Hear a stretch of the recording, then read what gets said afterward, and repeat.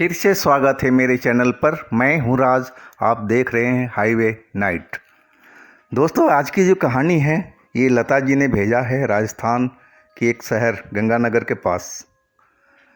तो ये घटना को लगभग 15 साल बीत चुका है।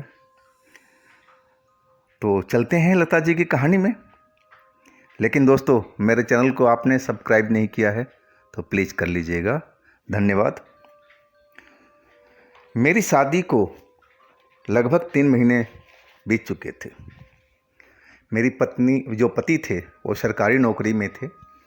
सिर्फ शादी के 1 महीने के लिए वो छुट्टी पर आए थे और फिर वापस अपनी काम पर चले गए थे।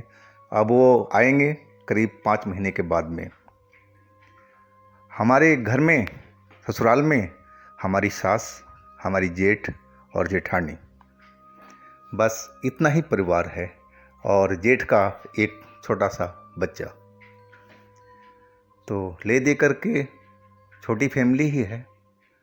वो घर मुझे भी अच्छा लग रहा था और हम सबसे मिलकर रहते थे और सारे लोग मेरे से भी खुश थे। मैंने अब सारा घर का काम अपने हाथों में ले लिया था। किचन से लेकर के सफाई तक मैं खुद करती थी। हमारी जो जेठानी थी वो टीचर थी, तो उनके पास में इतना टाइम नहीं था कि घर के कामों में हाथ बटाए। जो जेठ थे वो ठेकेदारी करते थे। वो सुबह निकलते थे करीब 8 बजे सुबह में और 1-1:30 बजे तक वो घर आ जाते थे। लेकिन जब आते थे तो वो नशे में होते थे। उनकी यही आदत बहुत बुरी थी जो मुझे बिल्कुल नहीं पसंद थी। और जब भी वो ऐसे नशे में होते थे तो मेरी तरफ बहुत घूरते थे। मुझे अच्छा नहीं लगता था उनकी ये हरकत। और इस तरह हमारी ज़िंदगी चल रही थी। हमारी जो सासू माँ है वो एक धार्मिक आदमी है, धार्मिक औरत हैं और वो झाड़ फूँक भी करती है। उनके पास दूर दूर से लोग आते थे झाड़ फूँक करवाने के लिए। किसी का नज़र उतारना हो, किसी पर टोटका हो, तो इस तरह के वो काम करती थी। तंत्र विद्या भी जानती थी, लोगों को उपकार करती थी, कभी किसी से एक पैसे लेती नहीं थी, मदद ही करती थी। तो सासू माँ बहुत अच्छी विचार की थी और वो मुझ पर भी बहुत प्यार करती थी, मुझ पर प्यार लुटाती थी। हमेशा पूछती रहती थी, बहू खाना खाई कि ऐसे ही काम किए जा रही है। मैं हंस देती कि नहीं माँ, मैं खाना खा ली हूँ। मुझे बहुत अच्छी लगती थी। मैं सिर्फ डरती थी अपनी जेठ से कि जब भी वो नशे में होते थे तो मेरी तरफ बुरी निगाह से देखते थे और जब नशा उतर जाता था तो मेरी तरफ वो नज़र उठाते तक नहीं थे।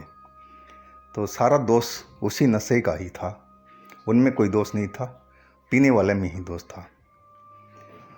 तो एक दिन की बात है, मैं ऊपर छत पर, हमारा घर था, कमरा था, बड़ा सा रूम था हमारा, एक ही था, उसी में लैट्रिन बाथरूम अटैच था और बाकी छत खुला हुआ था।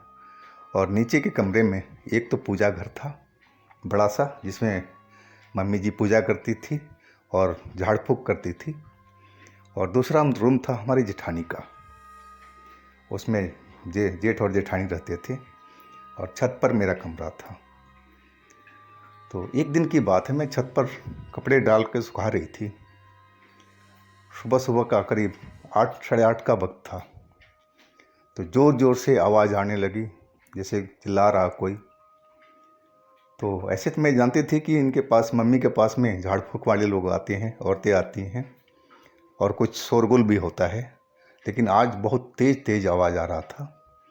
तो मैं चली गई, जाकर देखा तो एक लड़की थी, करीब 17-18 साल से ऊपर की होगी।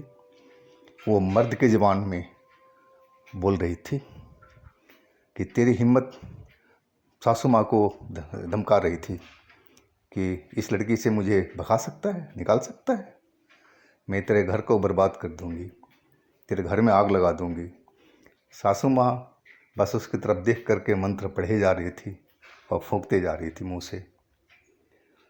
फिर थोड़ी देर में वो लड़की शांत हो गई थी। मैं देख करके डर गई थी वो सब चीज़ें। मैं पहली बार देखा था कि कोई लड़की लड़के की आवाज़ में बोल रही हो और वो भी सासू माँ को धमका रही हो।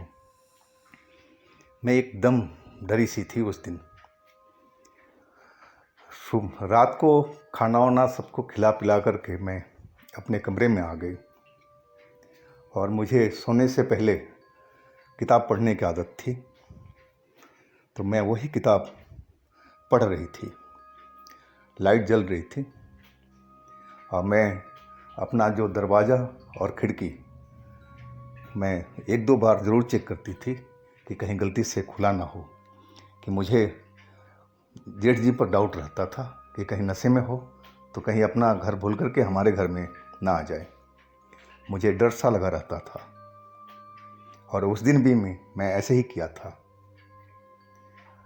मैं पढ़ते पढ़ते किताब कमरे की लाइट जलती हुई छू और मैं सो गई थी। पता नहीं कब मेरी जी नींद खुली तो मुझे आभास हुआ कि कोई मुझे आलिंगन में भर रखा है और ज़ोर से दबा रहा है। मेरी तो चीख निकल गई, एकदम डर गई। मैं मुंह अपने दरवाजे की तरफ किए हुए थी और जो इंसान था वो मेरे पीछे था।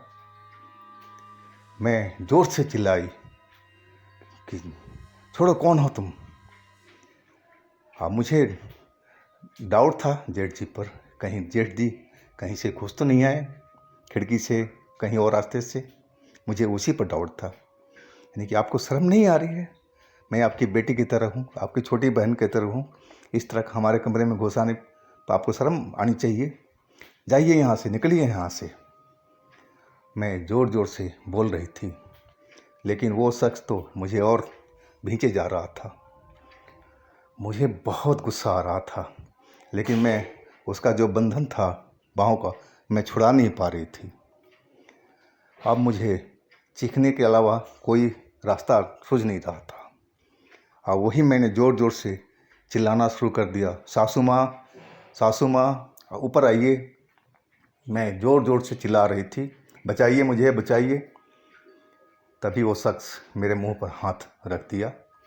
मैं बस चुपचाप हो गई, मैं आवाज़ नहीं निकाल पा रही थी।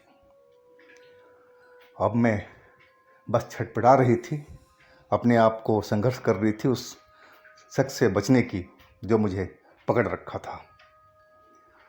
तभी दरवाजे पर मेरी जेठानी की आवाज़ आई और सासू माँ का भी आई। क्या हुआ लता, क्यों चिल्ला रही हो? दरवाज़ा खोलो, दरवाज़ा खोलो। वो लोग दरवाज़ा ठोकने लगे, लेकिन मैं तो उठ के जा ही नहीं सकती थी खोलने के लिए। वो इंसान हमें बुरी तरह से पकड़ रखा था और ना ही बोलने दे रहा था। कुछ देर तक वो लोग चिल्लाए और फिर दरवाज़ा पर ठोकर लगने लगी। कई ठोकरों के बाद दरवाजे की चटिकनी टूट चुकी थी और दरवाज़ा खुल गया था। मेरी नज़र उधर ही थी दरवाजे की तरफ में, और जो पहला इंसान घुसा वो मेरे जेठ जी थे। मैं देख करके हैरान रह गई थी कि मैं जेठ जी पर शक कर रही थी। जेठ जी तो दरवाजे तोड़ कर आ रहे हैं, तो ये हमको कौन पकड़ रखा है?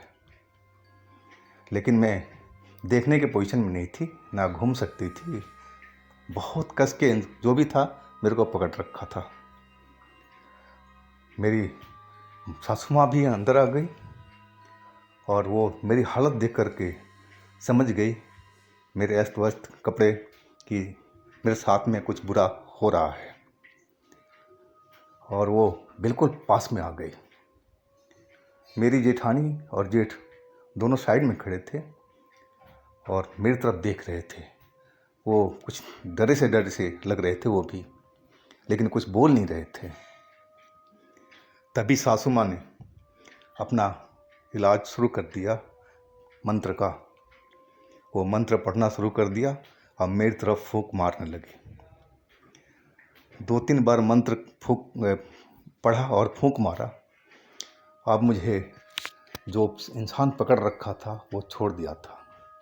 अब मैं जल्दी से पलट कर देखी तो मैं सन्न सी रह गई थी। वो एक काली धुएं की तरह परछाई थी जो मेरे पलंग पर ही ऐसे लग रहा था कि खड़ी हो, और शायद वो हमारी जेठानी को नज़र नहीं आ रही थी, जेठ को नज़र नहीं आ रही थी, क्योंकि वो सासू माँ की तरफ देख रहे थे, उस तरफ देख नहीं रहे थे, लेकिन मुझे नज़र आ रही थी। और सासू माँ तो शायद उनको नज़र आ रहा था कि नहीं आ रहा था, मालूम नहीं। वो आंखें कभी खोलती कभी बंद करती, मंत्र पढ़ती और फूंकती जा रही थी। और मैं तो वहाँ से उठ कर के सासू माँ के पीछे खड़ी हो गई थी। और फिर वो जो धुएं के जैसे इंसान था, काला साया, वो बिल्कुल धीरे धीरे एकदम गायब हो चुका वहाँ से। अब उस कमरे में कोई नहीं था, हम तीन ही थे उसमें। अब मैं डर डर थर थर थर थर काँप रही थी। मैं अब लग रहा था कि बेहोश हो जाऊंगी, बेहोश हो जाएंगे, नीचे गिर जाऊंगी। तभी मेरी जेठानी ने मुझे आकर के संभाल लिया। मुझे पलंग पर लेटाना चाहा, लेकिन मैं पलंग पर लेटने को तैयार नहीं थी। अब तभी मेरी सासू माँ बोली, इसे मेरे कमरे में ले चलो, अब नीचे ही सोएगी ये। मैं इसको कितनी बार बोल चुकी कि तू बेटा तू नीचे सोया कर, लेकिन ये ऊपर आके सोती है। चलो अब नीचे चलो। मुझे नीचे लेके आए, पानी वानी पिलाया, तब जाके मुझे कुछ बेहतर महसूस हुआ। मेरी जेठानी बोल रही थी, लता क्या हुआ तेरे साथ में, क्या हुआ था, यानी कि आपने कुछ देखा नहीं? बोली नहीं, मुझे तो बस तू सोई हुई नज़र आई थी। मैं हैरान थी। मैं सासू माँ से पूछा कि आपने कुछ देखा? उन्होंने मना कर दिया। मुझे एहसास तो था, लेकिन मुझे कुछ दिखाई नहीं पड़ा था। और मुझे मालूम हो गया था कि कोई काली शक्ति तेरे पास में है। मैं घर में घुसते ही मुझे महसूस हो गया था, तभी तो मैं तेरा इलाज करनी शुरू कर दिया था। मैं एकदम डर गई थी। आखिर वो वही वाला भूत तो नहीं था जो सुबह सासू माँ को धमकी दे रहा था कि तेरे घर को सर्वनाश कर दूंगा, तेरे घर में आग लगा देंगे हम।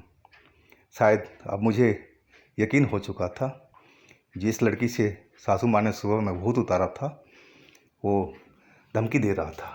अब मैं वहीं खड़ी थी और उसने मेरी तरफ भी लड़की ने देखा था, शायद ये वही होगा। और मैं सासू माँ से पूरी बात बताई कि सासू माँ ऐसा हो सकता है। बोली तुम ठीक कहती हो बेटा, ऐसा हो सकता है।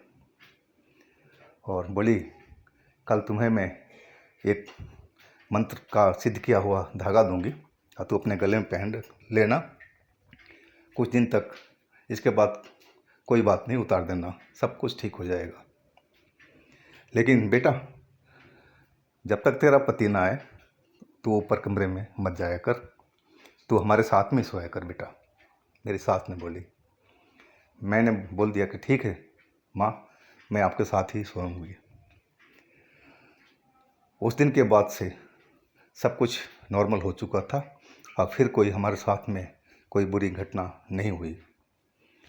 तो ये थी लता की कहानी राजस्थान से। अगर आपके पास भी कोई अपनी आप बीती है, कोई घटना है, कोई कहानी है, तो हमें इंस्टाग्राम पर या व्हाट्सएप नंबर पर शेयर कीजिएगा। हम आपकी कहानी को ज़रूर बनाएंगे। हमारे चैनल को लाइक कीजिएगा, सब्सक्राइब कीजिएगा, शेयर कीजिएगा। और साथ में चल रहा हमारा दूसरा चैनल पर हाईवे 33 पर ज़रूर विजिट कीजिएगा। उसमें भी हर रोज़ अच्छी अच्छी कहानी आ रही है और लिंक मैं नीचे दे रखा हूँ। फिर हम कल मिलते हैं एक नई कहानी के साथ में। आप लोग अपना बहुत बहुत ध्यान रखिएगा। नमस्कार।